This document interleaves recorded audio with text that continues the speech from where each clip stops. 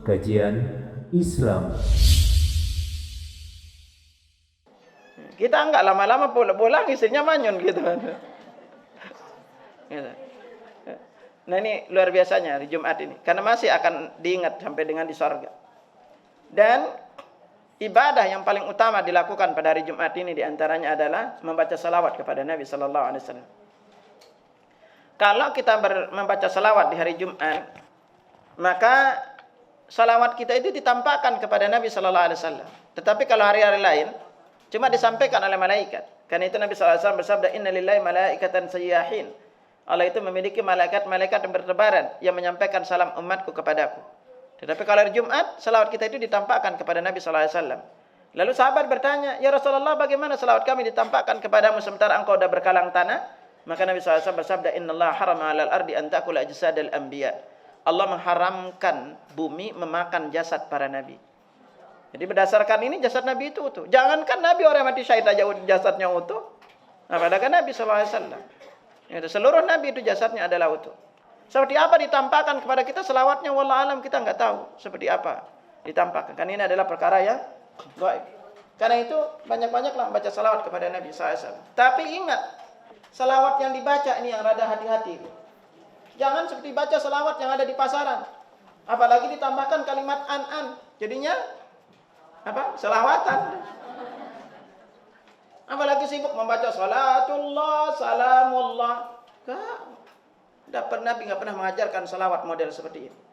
Maka yang harus kita baca apa? Sama salawat yang kita baca di waktu salat. Karena itu yang diajarkan oleh Nabi SAW kepada kita. Jadi kalau dia tidak dipakai, apalagi tambah misalnya baca salawat nariyah, Allahumma salli salatan kamilatan wa sallim salaman taman ala sayyidina Muhammadin alladzi tanhalu bil uqatis, selanjutnya sampai doer baca nggak dapat pahala. Karena ini bukan salawat yang diajarkan Nabi. Sementara membaca salawat itu utamanya begitu luar biasa, utamanya. Bahkan seorang sahabat pernah bertanya, di antara keutamaan besar salawat, salawat itu memudahkan urusan kita di dunia dan akhirat. Jadi kalau antum itu lagi banyak masalah hidup, pertama, banyak-banyak baca selawat dan perbanyak baca istighfar. Tidaklah apapun masalah hidup, tolong diingat, apapun masalah hidup kita, itu semua berawal dari dosa kita. Tolong diingat, apapun. Jadi kalau kita mau Allah memudahkan urusan kita, kalau ada orang yang bertanya, dari mana saya harus memperbaiki agar Allah memudahkan hidup saya? Langkah pertama adalah perbaiki hubungan kita dulu dengan Allah. Yaitu apa? Apa itu? Salat. Perbaiki hubungan kita dengan Allah. Rajin salat dulu. Kalau Allah sudah memperbaiki kita, kalau hubungan kita dengan Allah kita perbaiki, maka Allah akan memperbaiki hubungan kita dengan makhluk. Dan perbanyak terutama hari Jumat. Hari Jumat ini diantaranya apa? Ada waktu doa makbul. Yaitu para ahlul ilm menjelaskan waktunya itu ada dua. Pertama, antara dua khutbah. Dan yang selanjutnya adalah dari selesai salat asar sampai matahari terbenam. Ini riwayat-riwayat yang sampai kepada kita dengarkan dengan waktu makbul pada hari Jumat ini. Silakan dipilih. Perbanyak berdoa. Kalau ibu punya masalah yang kok belum terkabul doanya, silakan coba angkat tangan setelah salat asar hari Jumat. Angkat tangan di waktu itu. Dan juga kita dianjurkan membaca surat Al-Kahfi pada hari ini. Karena itu Nabi sallallahu alaihi wasallam bersabda, "Man qara surat Al-Kahfi yaumil Jum'ah, adha'a lahu minan nur ma bainal jum'atain." Barang siapa yang baca surat Al-Kahfi pada hari Jumat, maka dia akan diterangi dari satu Jumat ke Jumat berikutnya. Ini keistimewaannya. Kalau ibu baca surat Al-Kahfi di malam hari dapat double pahala. Boleh dibaca siang dan boleh dibaca di malam hari. Kalau kita baca di malam hari, kita dapat double pahala. Pertama, karena surah Al-Kahfi itu adalah 110 ayat. Nabi SAW bersabda, "Man qara'a bimi'ati ayatin fi lailatin kutiba lahu qunutul lailah." Barang siapa yang membaca 100 ayat di malam hari, maka dicatat seperti orang salat malam semalam suntuk. Makanya kalau ibu membaca di malam hari 100 ayat. Contoh, Nabi anjurkan kita baca di antaranya surah Al-Mulk. Al-Mulk berapa ayat? 30. Lalu di antara sajadah berapa ayat? 30. Udah berapa? 60. 40-nya dari mana? Baca trikul, Bu. Al-Ikhlas, Al-Falaq, An-Nas. Berapa ayat? Hei, berapa ayat? Enggak pernah ngitung ya. Tiap hari dia hafal dia ngene itu ayatnya. Al-Ikhlas, Al-Falaq, An-Nas itu runut ayatnya, Bu. Al-Ikhlas itu 4 ayat, Al-Falaq itu 5 ayat, An-Nas itu 6 ayat. Oh, gitu ya Allah, enggak pernah ngitung ini. 6 ayat. Nah, sekarang kalau itu semua berapa jumlahnya?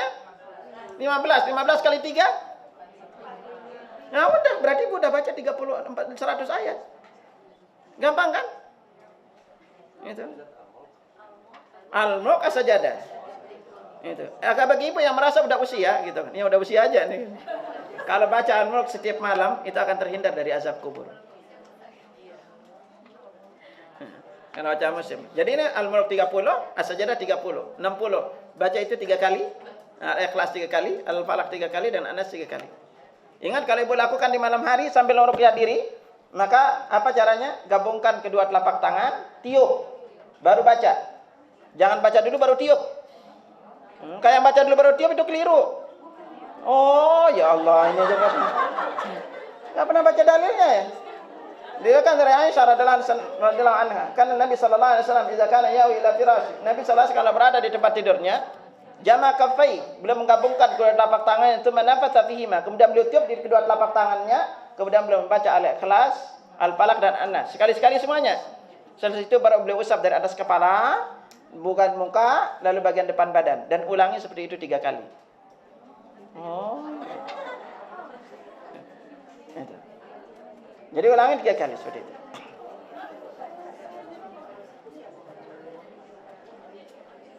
Nah, ini hal yang disunnahkan untuk kita lakukan.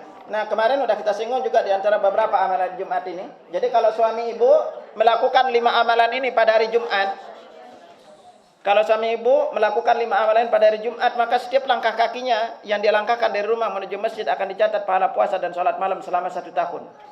1 langkah. Ini kemarin pernah kita singgung sebelumnya, sebelum ingat. Nabi SAW bersabda, "Man ghassala yaumal jum'ati wa ightasala." Barang siapa yang mandi janabah hari Jumat. Jadi dia harus mandi janabah hari Jumat. Yang kedua, tsumma baqara batakara. Kemudian dia bersegera ke masjid. Segera ke masjid. Apalagi udah pensiun tuh. Ibu, suami udah pensiun, bapaknya udah pensiun, segera ke masjid. Jangan datangnya telat-telat. Yang ketiga, wa masya wa lam yarkab. Jalan kaki, tidak naik kendaraan. Jadi harus jalan kaki. Cari yang dekat gitu. Semakin dikit pahalanya mah.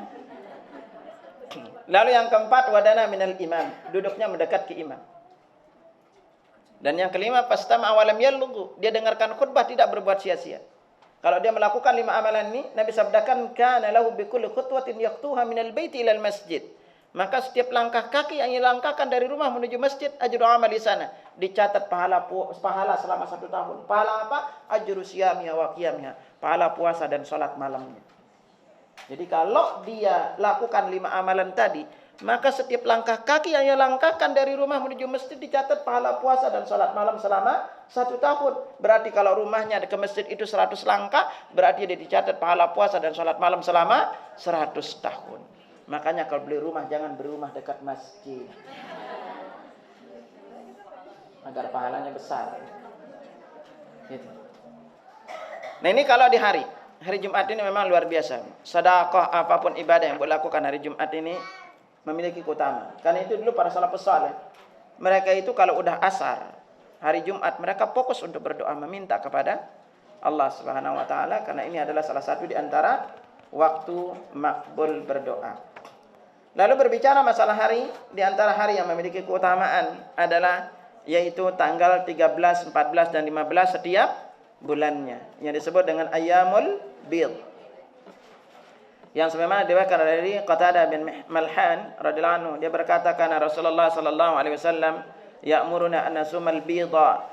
Rasulullah sallallahu alaihi wasallam memerintahkan kami itu untuk melakukan puasa al-bid, yaitu 13 wa 14 wa 15 qal, itu wa qala huwa kahiyatid dahr. Itu tanggal 13, 14 dan 15. Itu pahalanya seperti berpuasa setahun. Dalam riwayat lain dari Abu Hurairah radhiyallahu anhu, Nabi sallallahu alaihi wasallam bersabda, "Ausani khalili sallallahu alaihi wasallam, kekasihku telah berwasiat kepadaku siyamu thalathati ayyam min kulli syahr, puasa 3 hari setiap bulan. Wa raq'ati duha, 2 rakaat salat duha, wa an utira qabla an anam, dan salat witir sebelum tidur." Jadi di sini ada 2 riwayat. Pertama adalah runut 13, 14, 15. Riwayat kedua 3 hari setiap bulan. Jadi intinya 3 hari setiap bulan. Kapanpun. Ibu misalnya ketiga hari ini puasa. Hari 1, 2, 13, 14. Tahu-tahu hari ke 15-nya haid. Maka nanti harinya itu tambah dengan hari yang lainnya. Nah, maka dicatat mendapatkan apa? Kan ada 2 riwayat. Pertama itu runut 13, 14, 15. Yang kedua itu suruhnya 3 hari dalam sebulan. Jadi pokoknya di bulan itu 3 hari. Itu aja. Dan ini maksudnya harinya hari bulan apa? Bulan Hijri. Bulannya itu adalah bulan Hijri. Lalu di antara waktu yang memiliki keutamaan untuk waktu kita beramal saleh, di antaranya itu adalah hari Senin dan hari Kamis. Hari Senin dan hari Kamis ini sungguh adalah hari di mana memiliki keistimewaan. Kalau secara khusus hari Senin, Nabi katakan fi wulidtu wa fi unzila alayya. Hari Senin itu aku dilahirkan, dan hari Senin juga Al-Qur'an diturunkan. Nah, ini keistimewaannya hari Senin. Dan di antara keistimewaannya adalah juga kita diperintahkan untuk berpuasa. Karena hari Senin dan Kamis ini juga amal kita itu ditampakkan kepada Allah. Nabi sallallahu alaihi wasallam bersabda, "Tu'adul a'malu yaumul itsnaini wal khamis." Amal itu ditampakkan pada hari Senin dan hari Kamis. Fa uhibbu an yurada 'amali wa ana sha'im. Aku senang amalku ditampakkan sementara aku dalam keadaan berpuasa.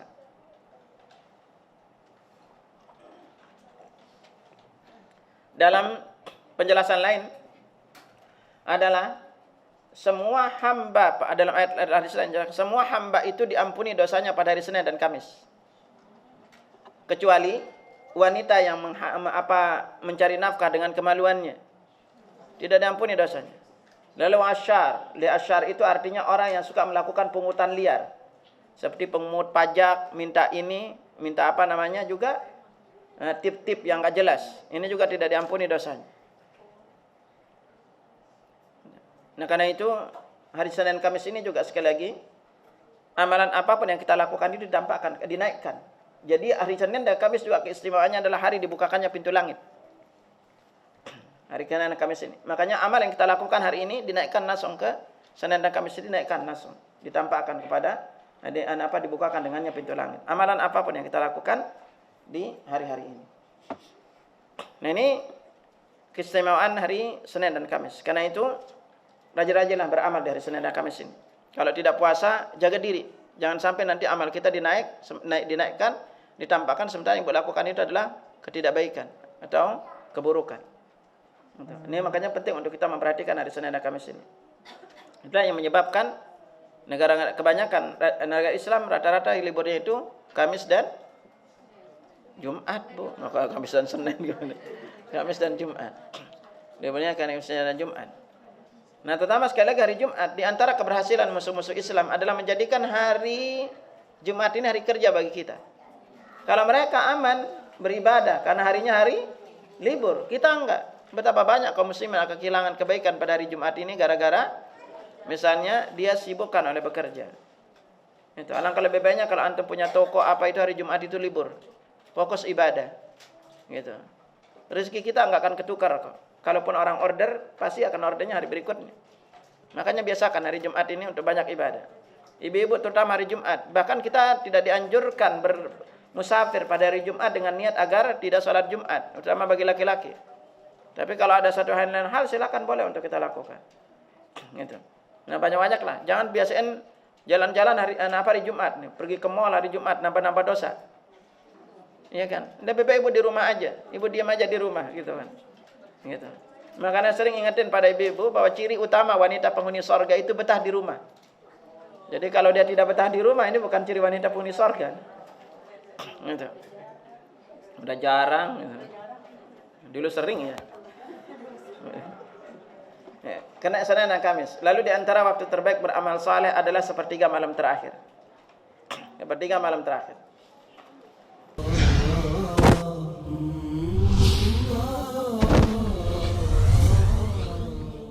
Kajian Islam.